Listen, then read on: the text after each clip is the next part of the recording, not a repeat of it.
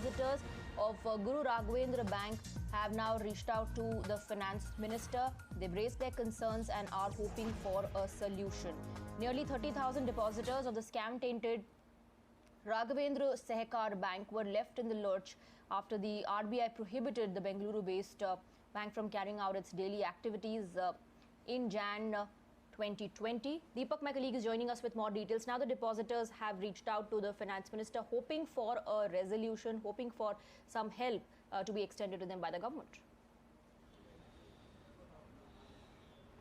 Yes, it's a big day for the depositors of the Guru Raghavendra Bank. For about 18 months, the moratorium that has been imposed by the RBI continues. We are here outside Nirmala Sitharaman's office in Bengaluru, and you can see a few depositors. The delegation, in fact, has reached here.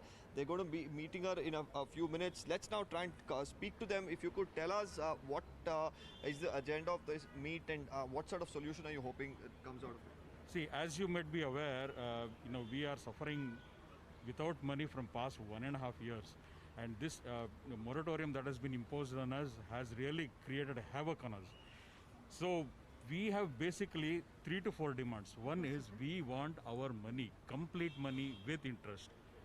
Second is we want all the culprits who perpetrated this fraud to be behind bars.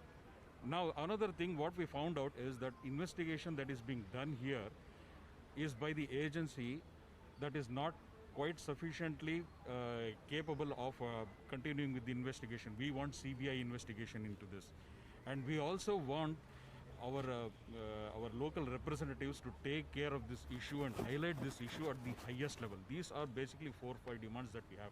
First and foremost is we are suffering really because of our money being locked in here. So we want our money back. That is the first and foremost thing. The rest of it will follow later, but we are all suffering because for no fault of ours, we are, completely gone bankrupt now. So what sort of a solution are you hoping from the finance minister per se? Well, there are so many things that financial minister can do here. So she has a complete exchequer in her hand. So she can give us relief, whatever kind of relief that is possible, that whatever kind of a relief that is possible, and it has at her disposal. She has the entire exchequer in her hand. Well, that's the word from out here. They're saying that the finance minister can help them in a lot of ways, and they're hoping that in the next 15 to 20 minutes while the meeting concludes, there is some sort of solution that comes out of it. All right, Deepak, thank you for getting us those reactions. We're moving on now. We have some breaking inputs coming in.